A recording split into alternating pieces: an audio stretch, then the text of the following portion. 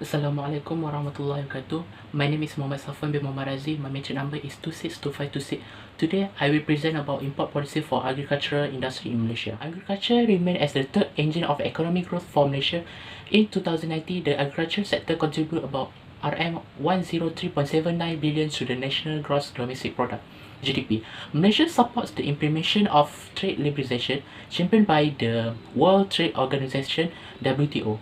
The direction of trade policy was developed in 1991 to transform Malaysia into a self-reliant and industrialized nation by 2020. The policy related to the international trade is generally approved by the Cabinet and coordinated by the Ministry of International Trade and Industry, MITI. Okay, next I will present about import policy. Malaysia implemented 3 types of import policy, which 1 from tarif and 2 from non-tarif.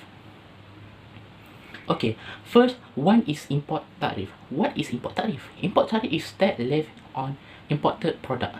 Import duty for many agricultural products were abolished for certain items or reduced, while some products were exempted from duties. In Asia Free Trade Agreement, Malaysia reduced many tariffs for agricultural produce from Asian countries. The tariff for agriculture products entering Malaysia will be between 0 and 50% depending on the product category. For example, a 0% for meat, soybean powder, sheep or goat meat, fresh, chilled or frozen, and others. Some horticulture and processed food produce fees apply tariff of up to 30%. Then we will see the tariff welfare effect. They have 4 effects. First is revenue effect. The government collection of duty. Second, redistribution effect. Transfer of income from customer to producer. Third is productive effect. Less efficient domestic production is substitute for more efficient foreign production. And lastly, consumption effect. Loss of welfare occur, increased price, lower consumption. Number 3 and 4 as known as deadweight loss. Okay, then we will go to the non-tariff barrier. There are 2 types, which is quota import and import license requirement. In the quota import, Malaysia retained the right under its WTO commitment to apply tariff rate quota on poultry products, pork products, fresh milk, cabbage, coffee, flour, and sugar. The over quota tariff on these products are currently at 0, so that quota restriction do not apply. Malaysia has reserved but has not used the right to apply the special safeguard provision under the WTO agreement on agriculture.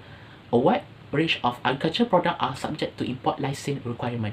This measure will determine the quantity of agriculture produce that can enter the market at one time. For example, the government will issue more license, which will allow importers to bring in more vegetables during the festival season. For example, rice and rice products, sugar, unmanufactured tobacco, milk, garbage, coffee, and cereal flours. Berners, a government corporation, is the sole authorized importer of rice. Livestock imports are subject to licensing in addition to veterinary certification. Then, we go to the purpose of implemented tariff and non-tariff by the government. First, to protect domestic producers from foreign competition by tending to increase price of competing imports. It is exemplified by import substitution policy of developing agricultural industry to serve the domestic market. Second, Malaysia applied tariff rate quota to allow the domestic industry to sustain and develop. And lastly, to avoid the dumping of imported agricultural goods to meet the local market. As a conclusion, as a source of income and economic development, foreign trade is essential to Malaysia. The level of trade has risen over the years, and this means that the products of Malaysia are well accepted and have competitive advantage in global markets. So far, Malaysia has only used 3 forms of import policy in its import policy, namely imports tariff, imports quotas, and import licensing requirement. This is because in order to shield domestic producer from international competition, the use of tariff and non-tariff border measure tending to raise the price of competitive goods is exemplified by the import substitution strategy of developing agriculture industry for the purpose of serving the domestic market. That's all for me. Thank you.